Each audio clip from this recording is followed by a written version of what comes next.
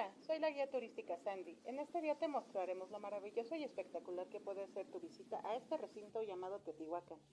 Acércate, no temas a preguntar tus dudas y comentarios respecto a todo lo que podemos conocer dentro de este gran templo. Hola, me llamo Susi.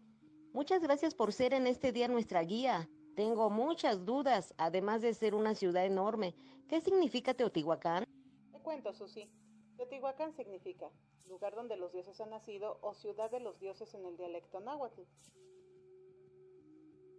¿Cuántas fases existieron en su construcción? Fueron cuatro y son fase Zacuali, alrededor del año 100, y construcción de sus pirámides de la luna y del sol. La fase Micaotli hasta el año 200, penúltima estructura de la pirámide de la luna.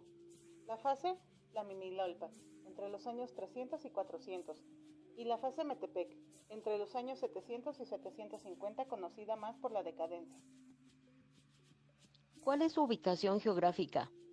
Su ubicación geográfica se encuentra en el altiplano central, es decir, entre la Ciudad de México y el Estado de México, parte de los municipios de San Juan, Teotihuacán y San Martín de las Pirámides, en el noreste del Estado de México. Hoy en día es fácil llegar, ya sea por transporte público o en coche según tu situación. ¿Quiénes habitaron y por cuánto tiempo? Algunos grupos de olmecas que migraron de la zona mesoamericana del Golfo de México se establecieron en el altiplano central. Cuando estos grupos se encontraron con los pueblos que habitaban esta región, se mezclaron culturalmente y dieron origen a otras culturas, entre ellas formando la cultura teotihuacana. Debido a los abundantes recursos naturales que había en la zona, su ubicación geográfica y su constante intercambio comercial, la ciudad de Teotihuacán creció con el tiempo, se convirtió en una ciudad muy poblada, de entre 125,000 a 250,000 habitantes. Fue muy influyente en la economía, la política, la arquitectura y el arte de toda Mesoamérica. ¿En qué periodo existió? Se forma en el periodo clásico desde el año 150 a.C. hasta el año 750 después de Cristo.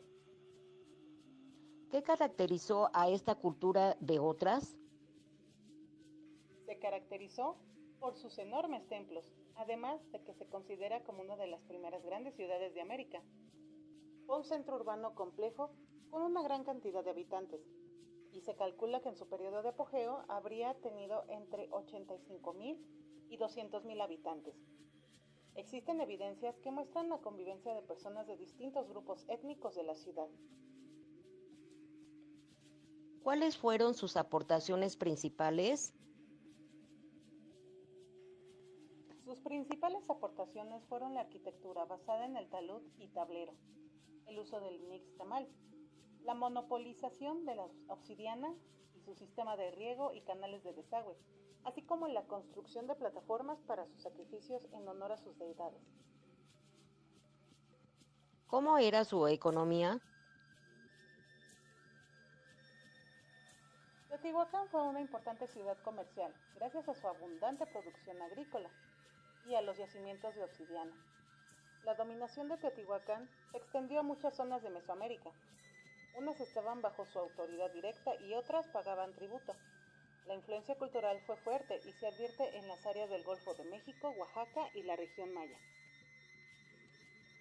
¿Cuál era su organización social? La organización social se distribuía de la siguiente manera. Primero, en la parte más alta se encontraban los nobles y militares, siguiéndoles después con los sacerdotes y funcionarios administrativos, quienes se encargaban de recaudar tributo, y por último, los comerciantes, artesanos y agricultores. ¿Qué religión profesaban? Eran politeístas y expresaban sus creencias en esculturas, pinturas, cerámica, etc. Sus principales deidades fueron Quetzalcóatl, quien simboliza la vida, la luz y la fertilidad. El segundo es Tlaloc, quien simboliza el agua o la lluvia, y le sigue Huehueteotl, simbolizando el fuego, y por último, Tezcatlipoca, que era dios del inframundo, de la noche y el más temido por todos. ¿Cuáles son sus principales templos dentro del recinto que podemos visitar?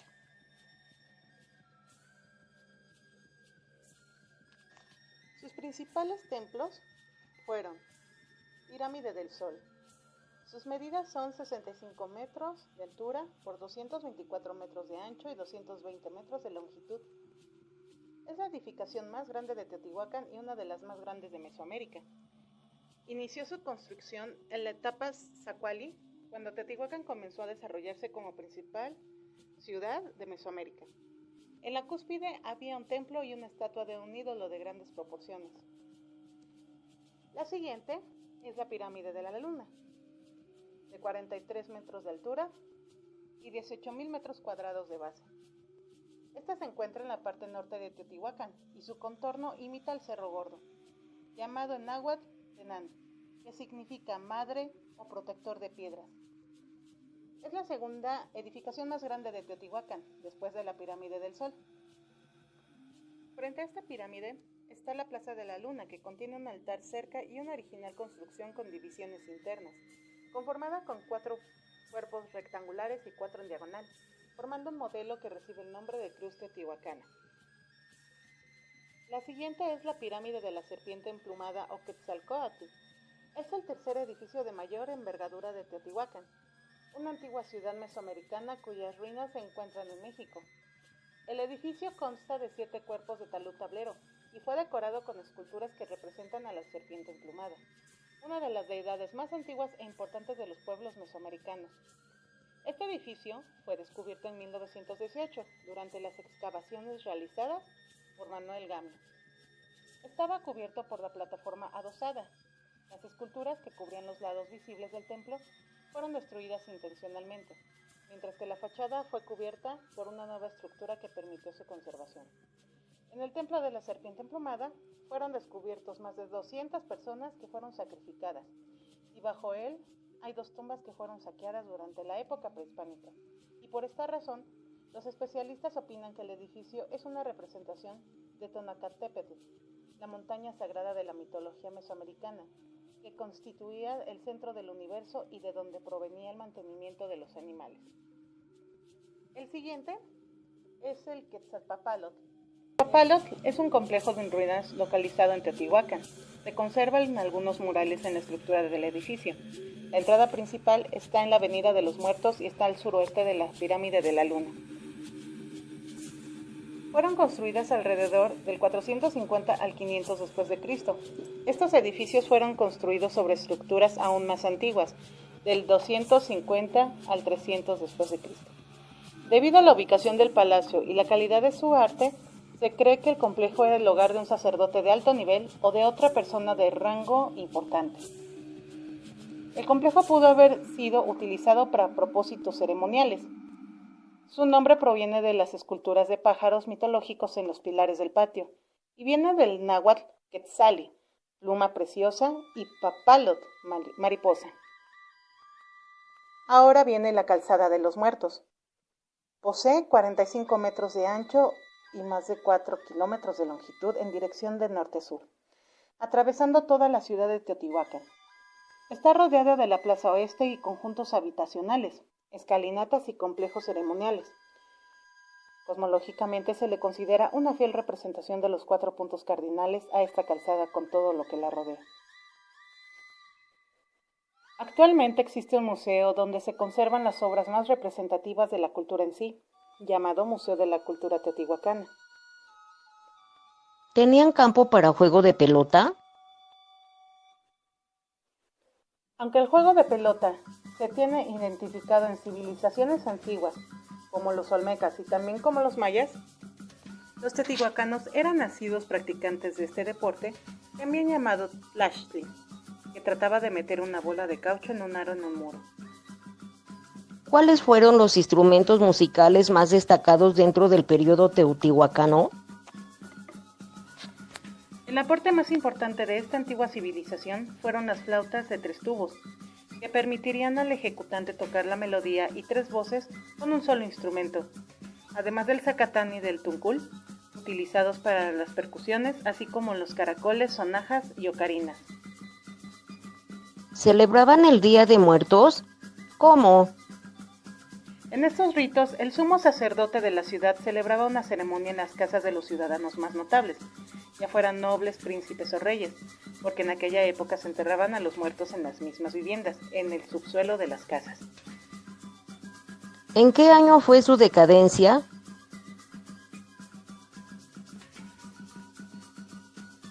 La fase Metepec fue un tiempo de cambio e intranquilidad política, en que la población de la Cuenca de México ya no se concentraba de manera total en Teotihuacán, sino que surgieron nuevos asentamientos que se estratifican desde poblados pequeños como Azcapotzalco, evidenciando una paulatina descentralización del Estado. Este acontecimiento es también un fenómeno interno, a juzgar por las figurillas hechas a molde que representan divinidades o guerreros indicativos de que el ritual ya no se llevó a cabo de manera exclusiva en los templos, sino que se desintegró en los conjuntos multifamiliares. Al mismo tiempo se denota un poder económico más disminuido y la pérdida de contactos entre Teotihuacán y muchos centros de Mesoamérica. Coincide esta situación con profundos cambios políticos y económicos en el área cultural, con centros muy expansionistas y agresivos como los de las tierras bajas mayas, o más tarde, Xochicalco, Cacaxtla y otros. La decadencia de la ciudad no fue abrupta, sino lenta, y culminó con la destrucción por medio del fuego de sus templos y edificios públicos más relevantes a lo largo de la Calzada de los Muertos y de la Ciudadela, hecho que coincidió con el abandono de la ciudad, que pasó a tener unos 25,000 habitantes. Sin duda alguna, fue una gran ciudad rica en historia, arquitectura, las artes como la música, la escultura y pintura que retrataban cada paso que daba, la simbología, la gastronomía y sobre todo el legado que nos dejó con sus monumentales templos, pirámides. Cada trazo, cada piedra nos revela de poco en poco la maravilla de lo que cada cultura mesoamericana nos dejó como legado, para entender nuestros orígenes y llevar este legado a nuestras futuras generaciones. Que no se pierdan nunca nuestras raíces.